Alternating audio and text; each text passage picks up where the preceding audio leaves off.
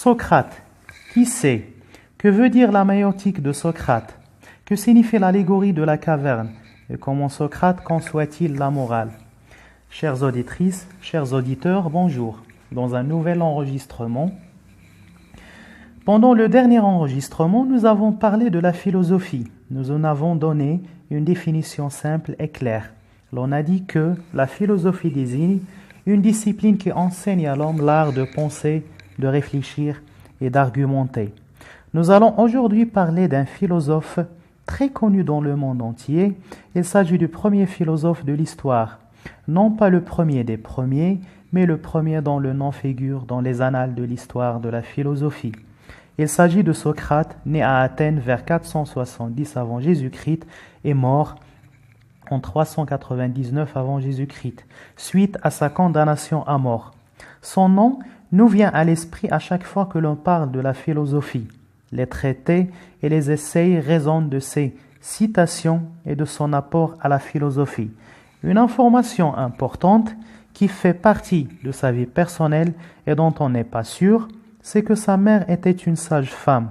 Et parler d'une sage femme, c'est parler de l'accouchement grâce auquel quelque chose de nouveau voit le jour.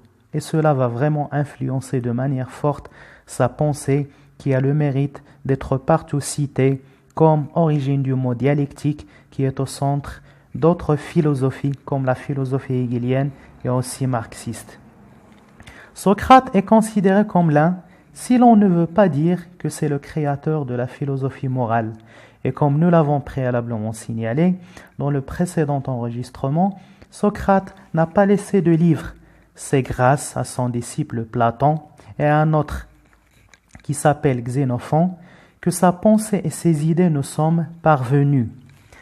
Sa maïotique, que l'on peut aussi nommer dialectique, était sa méthode pour faire accoucher les esprits de ses interlocuteurs, c'est-à-dire les gens avec lesquels elle entre dans des discussions. Pour lui, c'est la manière la plus adéquate pour enseigner à quelqu'un une vérité qu'il ignore ou qu'il refuse d'accepter. Il s'agit en le domaine de l'enseignement de l'expérience idéale grâce à laquelle l'apprenant est amené lui-même à découvrir et à construire ses propres connaissances. À travers cette méthode, il cherche à montrer que chez l'homme, il y a quelque chose d'inné, de naturel, qui le rend capable à se construire lui-même des connaissances et aussi il montre que la méthode de l'enseignement qui se base sur la transmission, sans la participation active de l'apprenant, ne peut pas aboutir au résultat attendu et préalablement tracé. Il affirme que nul n'est méchant et que la méchanceté se niche dans l'ignorance. Sa maïotique apparaît donc comme un travail qui vise à éveiller les esprits pour en chasser l'ignorance qui fait la méchanceté de l'homme. Quand on parle de Socrate, il faut bien sûr parler de son allégorie de la caverne. En effet, il nous y demande d'imaginer des gens qui sont enchaînés dans une caverne sans avoir la possibilité de bouger ou de se retourner. Leurs visages sont retournés vers le fond de la caverne. Ils n'ont donc pas le pouvoir de regarder envers l'entrée de la caverne. Ils ne savent donc pas que derrière eux, il y a un tunnel qui mène au dehors de la caverne. Et cela fait qu'ils ne sont pas conscients de l'existence d'un monde extérieur en dehors de la dite caverne. Dans ce monde extérieur, il y a des gens qui vivent sous la lumière d'un feu éblouissant, dont nous pouvons dire que ce peut être le soleil du monde extérieur. Alors, la lumière fait que fond de la caverne se dessinent les ombres des gens et des choses qui existent dans le monde extérieur. Et cette allégorie est vraiment signifiante, car elle met en évidence ce que pense Socrate de l'existence et du monde. Il considère le monde comme réparti en deux mondes. Le premier est matériel et il inclut tout ce qui est concret, alors que le deuxième monde est celui des idées, qui serait à l'origine du premier.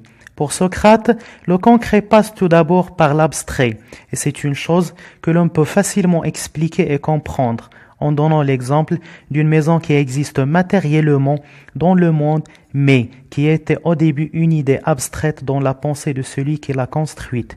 Il voit que derrière tous les hommes, malgré qu'ils soient différents, il y a une idée idéale de l'homme, l'idée qui a fait exister l'homme, l'idée par quoi l'homme existe.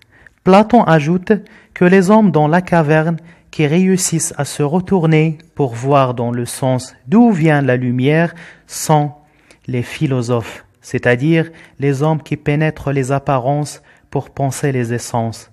Quant à la question de la morale, Socrate pense, comme nous l'avons déjà signalé, que nul n'est méchant volontairement et que l'homme doit procéder par la dialectique pour éveiller les esprits et mettre à mal les idées non fondées. Et il est à signaler que quand on parle de la morale, l'on se situe dans l'intersubjectivité, c'est-à-dire la relation à autrui, alors que quand on parle de l'éthique, on est inscrit plutôt dans ce qui est propre à la personne elle-même. Et pour mettre en valeur ce grand philosophe, Hegel a dit que Socrate est un héros de l'humanité. Et merci pour votre écoute. Socrate, qui sait? Que veut dire la maïotique de Socrate? Que signifie l'allégorie de la caverne?